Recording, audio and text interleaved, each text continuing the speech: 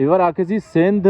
ਆਪਣਾ ਅਸ ਸਿੰਧ ਦੇ ਵਿੱਚ ਤੇ ਇੰਡੀਆ ਜੋ ਅਸਾ ਮਤਲਬ ਇਹ ਗਿੱਧੀਆਂ ਨੇ ਮੈਂ ਬਾਬਾ ਤੇਰਾ ਫੋਨ ਸੁਣਦੇ ਤਾਂ ਨਾ ਬਰਦਾਸ਼ਤ ਮੈਂ ਨਹੀਂ ਕਰ ਸਕਿਆ ਮੈਂ ਕਿ ਬੰਦਾ ਜਿਵੇਂ ਕਿਵੇਂ ਦੀ ਵੀ ਚਾਚੂ ਕੋ ਮਿਲ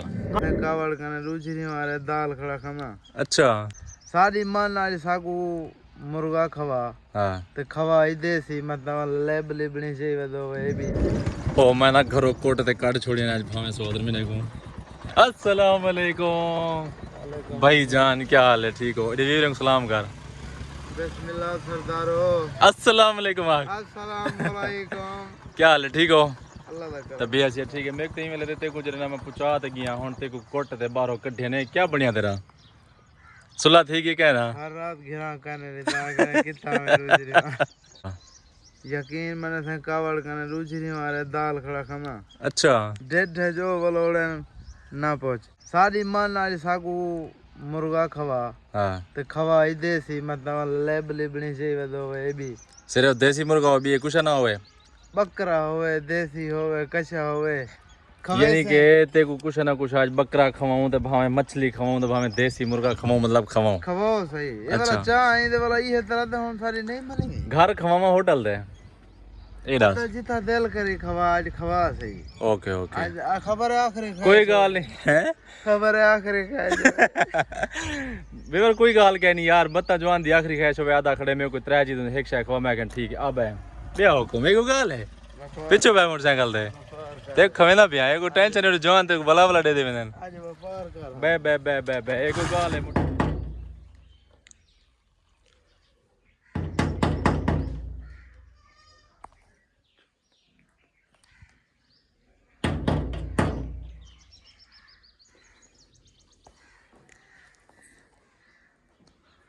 अस्सलामु अलैकुम वरहमतुल्लाहि वबरकातुहू। अस्सलाम वालेकुम चाचू क्या हाल है बैठे रहो बैठे रहो बैठे रहो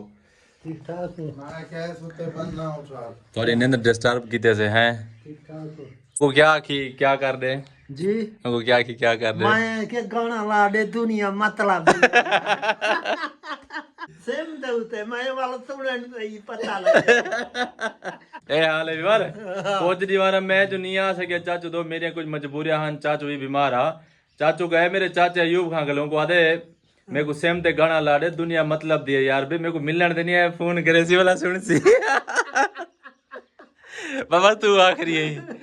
असा मैं बात ले ले अपने को आइटम सिखाई खड़ा मैं के को आदा एक काम ही कर ये करना है वादे ठीक है मैं बाबा तेरा फोन सुनते ता ना बर्दाश्त मैं नहीं कर सकिया मैं कि बंदा जिਵੇਂ ਕਿਵੇਂ ਦੀ ਵੀ ਚਾਚੂ को मिल गाल को जे और साडी दाढ़ी दीती हाँ। मलंगे आनी तरह ओ ले ले दा आइटम मैं को आका वे इथां कर मैं को आदा ए इथां कर पैर रखते खड़ा थी वाली ताई हां वाला इथां ही खड़ा थी ए आइटम सफेद वाला ए आइटम साਡਾ ਰਹਿ ਗਿਆ हां ਇਹ ਸਪੈਸ਼ਲੀ ਆਈਟਮ ਬਣ ਸੀ ਸਾਡਾ जी जी ਹਾਂ ਹੁਣ ਹਾਂ ਇਵੇਂ ਕੰਮ ਥੋੜਾ ਦਿਆਂ जी मैं कम चलो चाचू को वन तो ये मिल लिया गल्ला पाती हूं ठीक है हाँ बट्टा ले आऊं लाजा ही मैं ए जरा आइटम इधर ये वाला सब बाद स्पेशली वाला तरतीब नाल बने सो वो भोलना म्हणजे ओ ना बुलसी भोलना म्हणजे चाचू वो तो देना दे तोरी वो कितो ना ना भोल भी सकते बोलवे सी मत नहीं यो को होण खिनड़ में ना पे ले को भी तू आइटम दिखवा चाचा मेरा बलंग बंदा है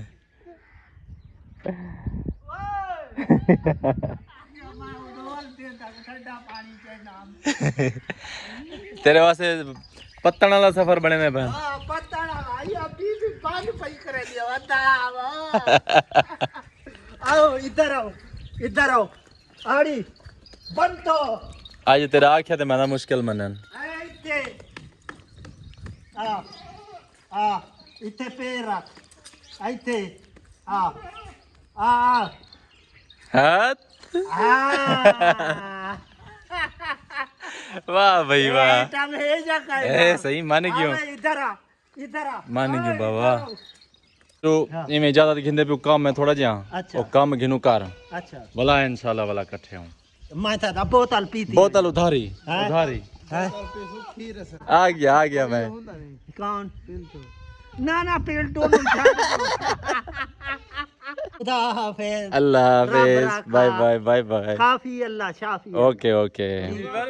ए चाचू ये स्पेशली फोन करवाया सवेरे सवेरे ये मेरे को ताना नहीं था दुनिया मतलब दिया यार अगर गाना लवेना मैं मेरे लिए नहीं बर्दाश्त थी मैं आखिर मैं चाचू को आज मिलते सोच रही ख्वाहिश की दूं मां किसी मैं कुछ ना देसी मुर्गा को सोच मुर्गा तो मैं खवेना पे होटल में आ गया ए होटल है ताकि खवा सुन खवेना पे देखो ऑर्डर देना बेला पड़ा आप देते हैं ठीक है ए विवर ए पंजरा रेस्टोरेंट है उन्हें को आदा मैं आप बेला पड़ा आप पे करे से बोला तू मेरा बात पक्का मेरा वाक्य नहीं मने तय वाल ख्वाहिश जो की थी मैं तो कहीं वहां से कहना यार शुक्र है ख्वाहिश पूरी करे ना तू अखवा गन दिया मेरा हाल ए वर गलत गाल तो कहनी है कि मैं खवा मैं ठीक खवे ना मैं आधे होटल में आखड़े नहीं को खवे सन बेला अपना देसी वाह शुक्र बात चाहिए था को तू आज मुर्गा खोसा फामे कोई थी अना दे कपड़े पाड़ दे तू एक पे दे ओ चलो कोई गाल नहीं नहीं वाला ठीक है अगले होटल दे जो आज होटल गुलेंगे 20 किलोमीटर टपायूं घर का भाई जन ते को ते खवावनी ना कुछ कहीं ना कहीं होटल ते को बिलेना तू खा बेल लेग नहीं वाला मैं ते चाहती होता बस रात नहीं कहीं ठीक है खवा दे आज ओके ओके खमे तो सही विवर खमे ने क्या होता ब्याह में कतरा हाथ खेल पावना के को आ गया मैं तेको मैं हूं टाइम आके मैं याद दिवा मी बादशाह बने मेरे को याद के नहीं आएगा मैं ही को आके मैं याद दिवा मी मैं तो भूल गया पता चलो ठीक है और काम तो